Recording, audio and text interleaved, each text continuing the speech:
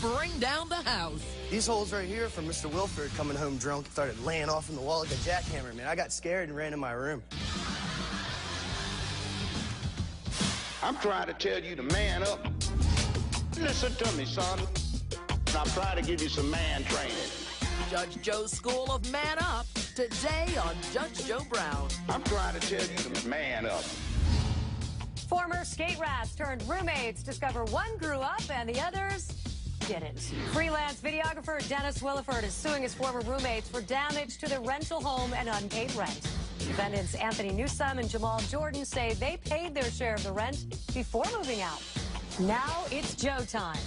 Mr. Williford, it would appear that you're suing two of your, well, I guess you had three roommates, Mr. Newsome and Mr. Jordan, and you are seeking to have them pay their fair share of the assessment by the former landlord of $4,375 for damages to the rental home.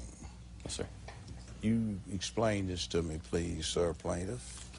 I do freelance videography, so I travel a lot, and a lot of times when I would come home, I would see, I'd come to find holes in walls, broken windows, shattered beer bottles in the yard or street, stains, whether it be vomit, maybe from partying on the carpet, a number of things. Trash, dishes piled sky high, moldy old food, like whatever, whatever they didn't take care of the night before, morning after.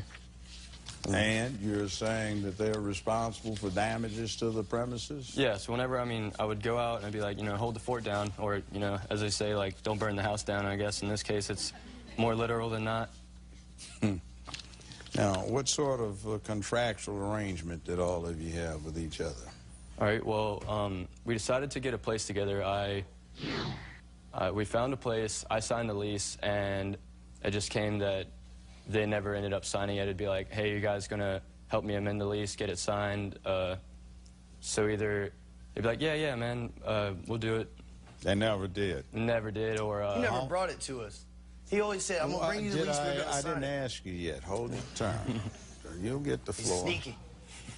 I wouldn't look so cocksure with such a sneer on your face. It's not helping your cause. Now, back to this. So, how long did all of you stay there? We were there for about a year. Year? And not to mention, like, when it all came down, like, they just started moving out one by one. Like, I was in New York one time, and Andy called me and was like, yeah, I'm moving out Sunday. Sunday was 3 days away from the phone call. And I'm just like, what am I supposed to do? It didn't go down like that, man. Miss Sonia, you quit grinning like that over there and reflecting on days of yore when you were down there in the Beverly Hills court system. I know what you're thinking. Yes, there are kids like that. Now, I've seen the assessment from the landlord about the damages. All right, which one of you wants to speak first about I'll go first. Okay, you jump right in, right? Now, let's see. You are Mr. Newsome? Yes, sir. All right, Mr. Newsome, defend yourself. The whole phone call thing he was just talking about, I called him 3 days away. I called him, it was like a month or two before a hand of time that happened, and I was like, I can't take it anymore, man. All these random people are coming over here partying. This is like a party house or something, I tried to clean it and keep everything, somewhat nice. The place was a piece of anyway. You remember you stayed there for a year. Yeah, but it's cheap, man. It was cheap. Well, if it was cheap, you stayed there for a year. I got more time to clean stuff and pick stuff up than I do money, so. Well, it worked out. You're the one that's in the situation. Yeah, I shouldn't have stepped on the ship before it sunk, but it was pretty bad. Sharks may be in the water when you step off. There's a lot of them, man. There's one standing to the right of me over here. All I'm coming to in this is, like, I did put 2 holes in the wall. I was drunk. I've been drinking bum wine. And I was walking to stop a fight in the kitchen that was going on because I didn't want none of our plates to get anything to broke. I tripped over the trash can that was on the floor and fell into the wall and put a big hole in it. Well, I know I'm a big fella, but though I used to do drywall, and the walls have, like, studs and supports in them. Come to find out, this wall is just like a piece of plaster. You could, like, push your hand there's through. laugh behind it. Look at that. That was really old, though. Oh, no, that's the other wall. Right through that laugh, too. There was many holes. That's just one. Well, there's one hole that I didn't manage to get a picture of that was about 4 by 3 feet, and not only was there a hole in the drywall, but the boards looked like they had been kicked and punched out. Wait, hold on. That's immaterial. You know these pictures you see of these scenic villages and towns in Europe where they are buildings that have the brown wood framework and the white squares with the angles going through. Do you know what that is? World War II. No. I'm talking about when they're in good condition. It's wood framework with some rushes in mud. Well, I said the house has been held together by mud. It's been there for 400 or 500 years, and they've tried to keep it up. So just because it's cheap plaster still doesn't get past the fact that if it's treated right, it can last. Well, the wall I'm talking about didn't even have the boards behind it. You could push on one side of it and the other side Well, would you move. got drunk and you tripped and fell. That's 2 holes in the wall. We're not These talking holes about right here these. from Mr. Wilford coming home drunk and being mad, and there was an American flag that covered that. Ripped it down and just started laying off in the wall like a jackhammer, man. I got scared and ran in my room. Well, okay. They're fascinating. What was that? That's JAML after a few one too many. Party time? And this is, I mean, that's just how it was around there often. And Notice that's how clean just the kitchen him. is, It was though. all once. I wasn't there, though. And this is one of the kids' rooms. Yes, that's one of the things the landlord is a bit upset about is the artwork put on the walls. Well, it looks like someone it's gave a around- 3-year-old it's a around the crayon. whole wall, every wall. And it's like, looks like beer cans and ashes, and not cigarette ashes. There's too many of them. I don't know what they set on fire. That in old the tub, sneaky but- dustpan caught something on fire in there. That's Jamal's. Yeah, I still like you. it's okay. We'll be right back with Judge Joe Brown.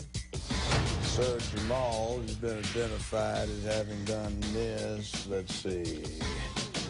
Sir Anthony has been identified as doing that, and Sir Dennis has been identified as doing the other. I think he should pay a little bit more than everybody else, though, because he's the one that would throw these ravishing parties. I'm trying to tell you to man up. Man Up, today on Judge Joe Brown. We're back with Judge Joe Brown. The defendants in this case say the house they shared with the plaintiff was a cheap piece of junk. They admit to easily causing damage, along with the plaintiff, to the poor quality walls. Let's get back to the case. Let's see. All 3 of you clowned around. You 2 were tenants, subtenants on a month-to-month tenancy. The plaintiff is not seeking past due rents. He's seeking a share of the damages that were caused to this apartment. Now, let's see. Sir Jamal has been identified as having done this. Let's see. Sir Anthony has been identified as doing that, and Sir Dennis has been identified as doing the other. I think we're all at blame. That's exactly the point. You see, what his share thing that he was seeking is each of you should bear 1/3 of the expense. I think he should pay a little bit more than everybody else, though, because he's the one that would throw these ravishing parties. Well, he's accusing I'm out you of 2 town of having working. wild parties while he was out of town dealing with his occupation. I think it's only equitable we divide it 3 ways. So let's see. Your recovery, Mr. Wilford, will be $2,916.67, which works out at Objection. $1458.34. That's not cute. The objection has to be on a point of law, and you haven't raised one. All right. Sorry. And I can't think of one that you could raise. So, your recovery, Mr. Plaintiff, will be $2916.67, $1458.34 from each. And your call. And this courtroom is now in recess. The roommates made the place a little too roomy, as in holy, and they did not have the landlord's blessing or the plaintiff's. They need to share the burden. And now we're on to the next case.